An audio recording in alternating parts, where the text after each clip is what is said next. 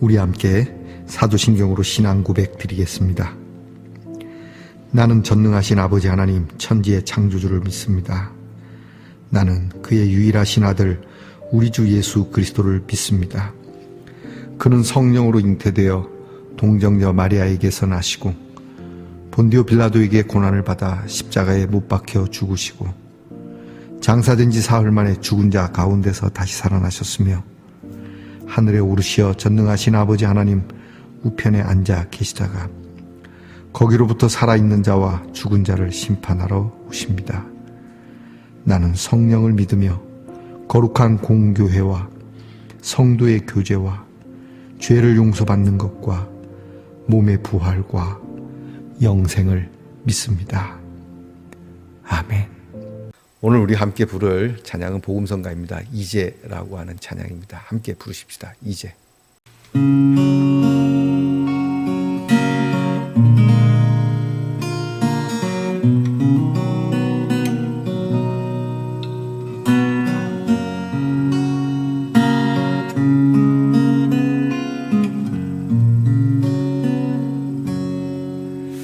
그 길 고긴 방황의 늪을 지나 다시 주님 품에 안겼네. 상한 나의 이 몸 찢기어진 나의 마음 모두 가진 채로 나의 욕심 때문에 나의 헛된 꿈 때문에 그렇게 방황했던 나의 인생을 이제 주께 맡긴 채로 그 멀고 먼 근심의 계곡을 지나 이제 평안의 집에 왔네. 그 아무도 내게 참된 평안 줄 수 없어 얼마나 괴로웠었는지 이제 아버지의 집으로 이제 영원한 안식처로 돌아와 눈물 흘리며 뛰니 오 주여 나를 받으소서.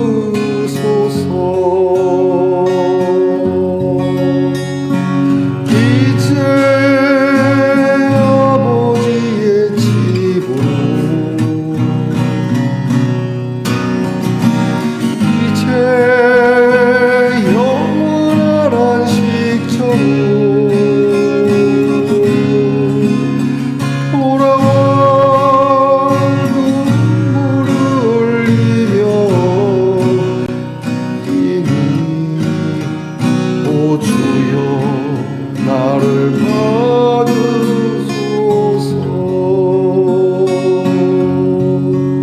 오 주여 나를 받으소서.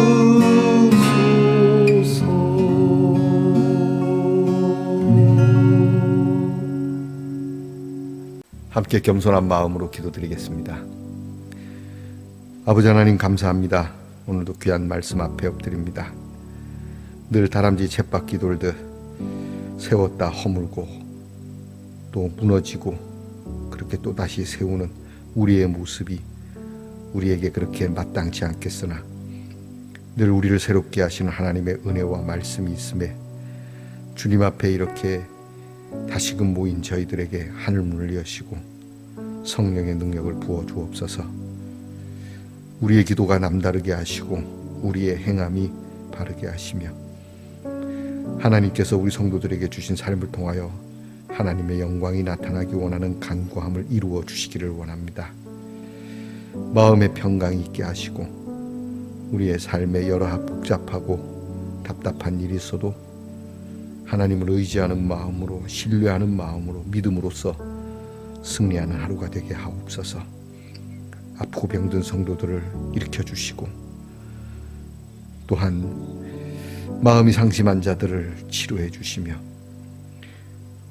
하나님께서 고치시는 은혜로 인하여 우리 모두가 기쁨과 즐거움을 나눌 수 있는 또 하나의 이유를 더하여 주옵소서. 아버지 하나님, 우리의 자녀들을 위하여 기도합니다. 우리의 자녀들이 내일을 위하여 불안한 마음과 괴로운 마음을 갖지 않게 하시고 하나님께 그 말씀대로 삶을 맡겨 항상 안식을 얻는 우리의 자녀, 기쁨이 충만한 얼굴을 갖는 우리의 자녀들이 되게 하옵소서. 하나님 말씀 앞에 엎드리기를 좋아하고 하나님께 아뢰기를 좋아하고 하나님의 뜻을 지켜 준행하는 것을 즐거워하는 우리의 자녀들이 되게 하옵소서. 오늘도 성경을 열어 주의 귀한 말씀을 듣습니다. 친히 예수님께서 들려주신 음성이 있으며 이 말씀이 우리의 삶을 변화시키며 우리 주님께서 원하시는 대로 저희들이 말씀 따라 살아가게 하옵소서. 예수님 이름으로 기도하옵나이다. 아멘.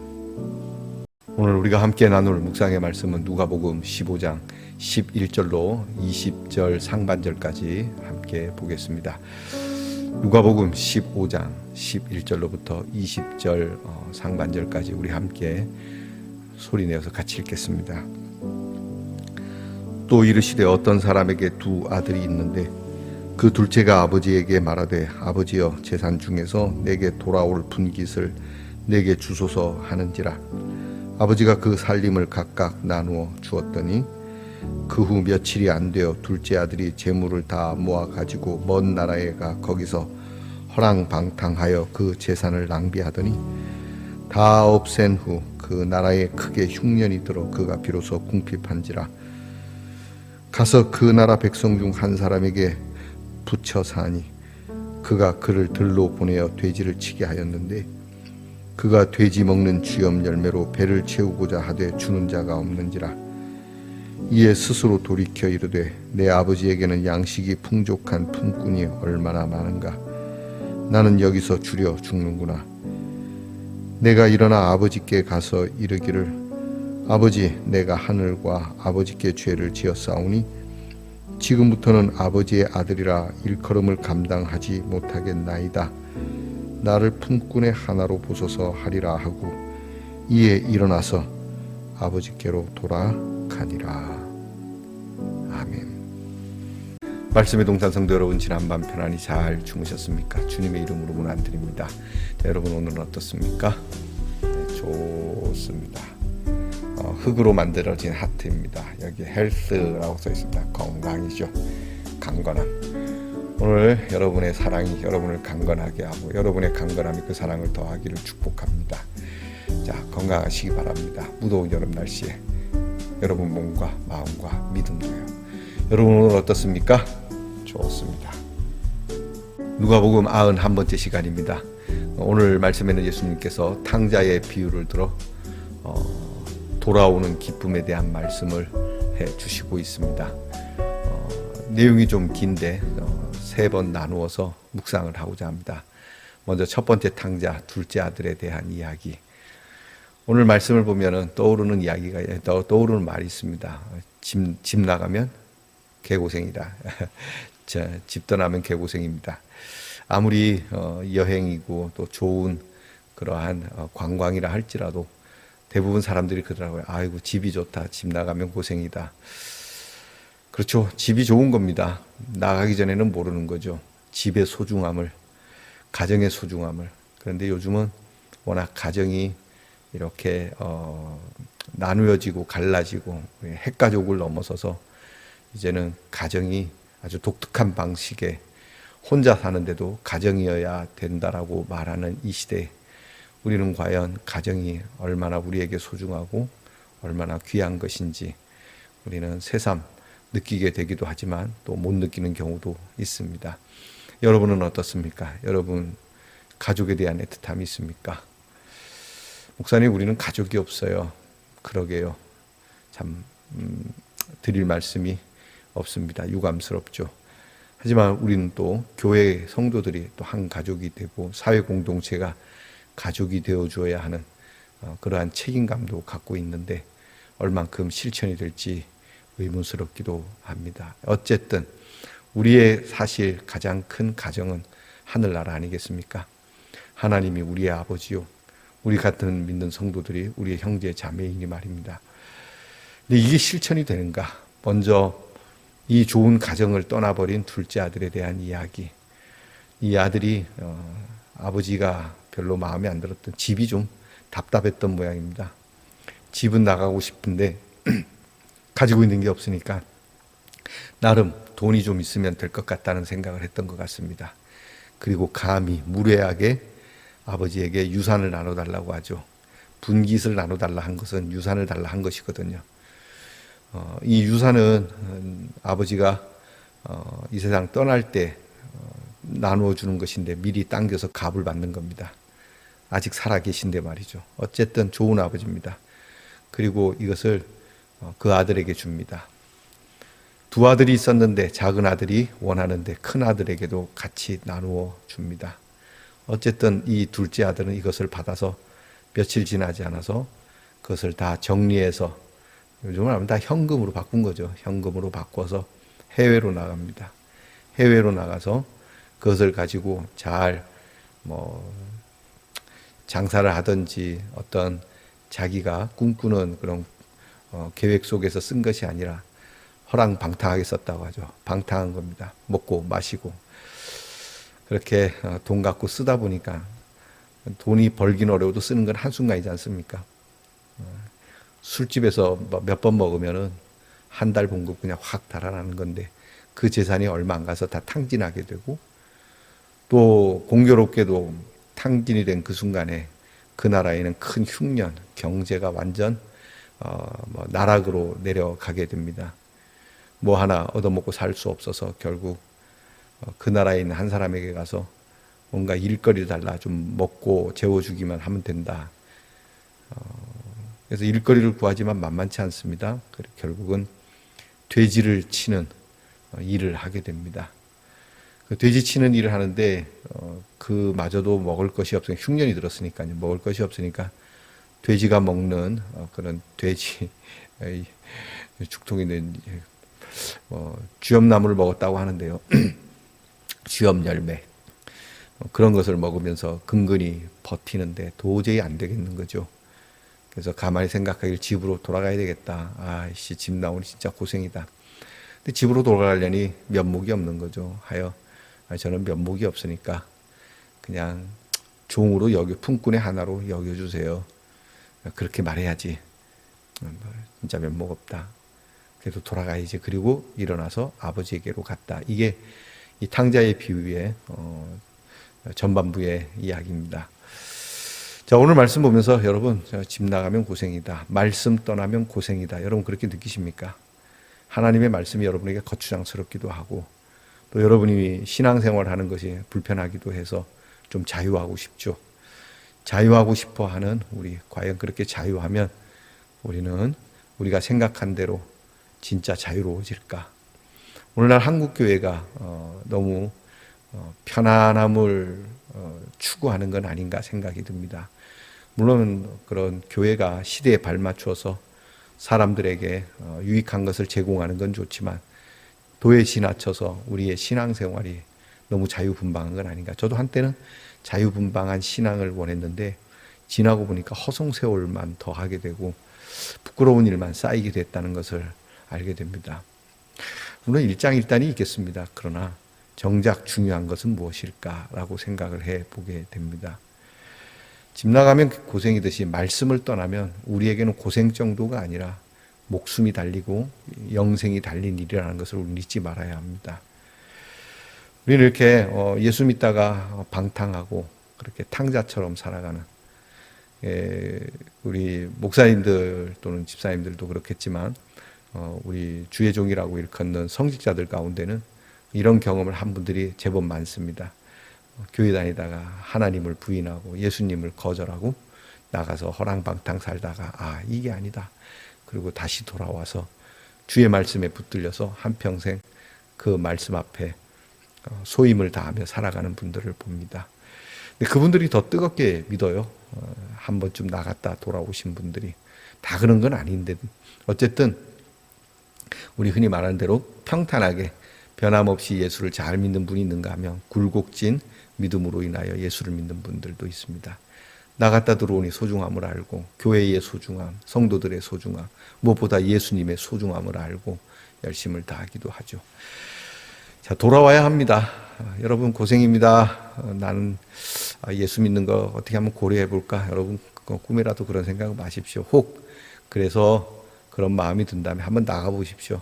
나가서 말씀을 떠나 한번 살아보십시오. 여러분에게 처음에는 쓰는 재미, 방탕하는 재미, 세상 끝내주는 재미가 있을지 모릅니다. 그러나 좀 지나면 여러분이 다시 돌아볼 수밖에 없는데 문제는요, 다시 돌아올 때의 이 작은 아들의 모습입니다. 내가 아버지에게 드릴 말씀이 없다. 그냥 나는 아들이라고 생각하지 말고 그냥 종으로서 부려줘도 되겠다. 완전히 겸손하게 됐죠. 엄청 겸손하게 됐습니다.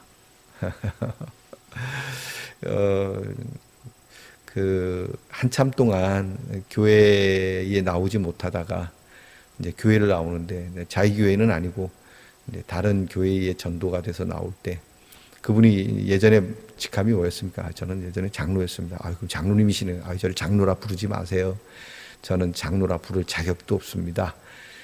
그냥 평신도라고 불러주세요. 그런 분들이 계시거든요. 아마 이 탕자의 마음이 아니었을까.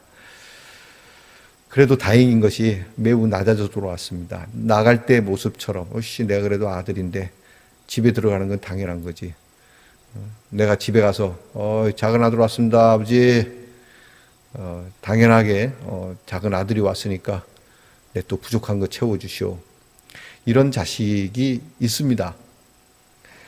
집안 재산을 다 자기에게 투자하게 만들고 안 그러면 강짜를 놓아서 재산을 툴툴 털어가지고 사업한다고 하고 다 털어먹고 그리고 또 와서 또 달라 그러고 그거를 몇 차례 결국 이걸 견디다 못한 그렇게 부자지간의 갈등을 빚어내고 심지어는 비참한 최후까지 그런 결과까지 가게 되는 사건들이 있지 않습니까? 그래도 이 아들은 나름 괜찮습니다. 이 아들은 이런 어려움을 통해서 시련을 통해서 자기가 자업자득한 고생이지만 그 고생을 통해서 아버지께 내가 어떻게 가야 되겠다는 최소한 아버지의 마음은 몰라도 자식된 입장에서 자기 입장에서는 내가 참 면목이 없는데 면목 없는 사람으로서 내가 이런 도리는 해야지. 여러분 미안해지면 진짜 미안한 마음으로 고개를 숙일 수 있어야 합니다. 근데 미안한 마음이 있는데도 불구하고 오히려 더 없는 건 아니에요. 미안한 마음이 있는 건 맞는데 오히려 옛말에 방귀 낀 사람이 성질 낸다고 그렇게 성질 내면서 따박따박 더 대드는 모습 바람직하지 않죠. 우리가 하나님 앞에 그러면 안 됩니다. 저와 여러분은 다 우리 예수께서 우리를 값없이 은혜로 구원해 주셨지 않습니까?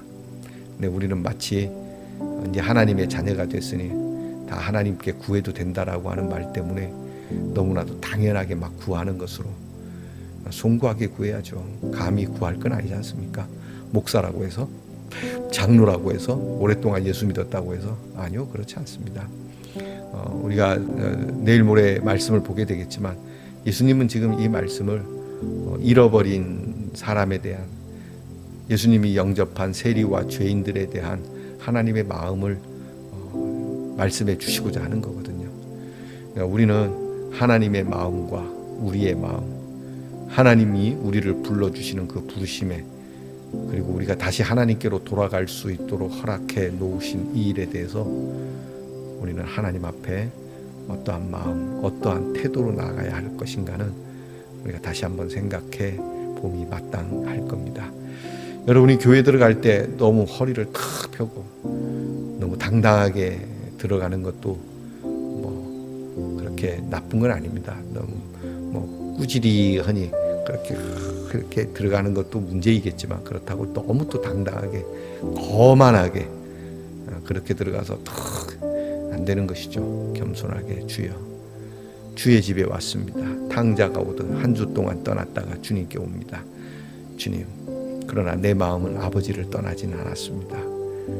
주님, 저를 하나님의 자녀라 말해주지 마시고 저는 그냥 죄인의 하나라고 말씀해 주시는 것만으로도 고맙겠습니다 라고 여러분이 그렇게 기도한다면 여러분의 가슴은 참 벅차오르는 감사의 감격으로 충만해질 것이고, 그 예배는 여러분에게 잊지 못할 예배가 될 것이라 믿습니다. 기도하겠습니다. 하나님, 이 작은 아들의 방탕한 모습과 돌아오는 모습, 참 우리는 자존심 때문에 방탕하다가 다시 돌아갈 면목이 없어서 방탕한 자리에 있거나, 심지어는 그 방탕했던 자기의 모습이 너무 무거워서 극단적인 선택을 하는 사람들도 있는데, 이 작은 아들에게서 참 빛을 볼 수 있는 것은 그래도 내가 아버지께 가겠다라고 하는, 그리고 이에 일어나서 아버지께로 돌아가는 이 모습, 주여 저희들에게도 이 믿음을 주시옵소서. 우리가 어떤 상황, 어떤 형편, 어떤 모습에 처해져 있을지라도 아버지께로 돌아가야지, 아버지께로 돌아가야지. 그리고 마침내 일어나서 우리 하나님 아버지께로 돌아가는 용기 있는 아버지의 기쁨이 되어주고자 하는 하나님, 이 마음을 우리 말씀 농단의 성도들에게 허락하시옵소서. 예수님 이름으로 기도하옵나이다. 아멘. 하늘에 계신 우리 아버지, 아버지의 이름을 거룩하게 하시며 아버지의 나라가 오게 하시며 아버지의 뜻이 하늘에서와 같이 땅에서도 이루어지게 하소서. 오늘 우리에게 일용할 양식을 주시고 우리가 우리에게 잘못한 사람을 용서하여 준 것 같이 우리 죄를 용서하여 주시고 우리를 시험에 빠지지 않게 하시고 악에서 구하소서. 나라와 권능과 영광이 영원히 아버지의 것입니다. 아멘.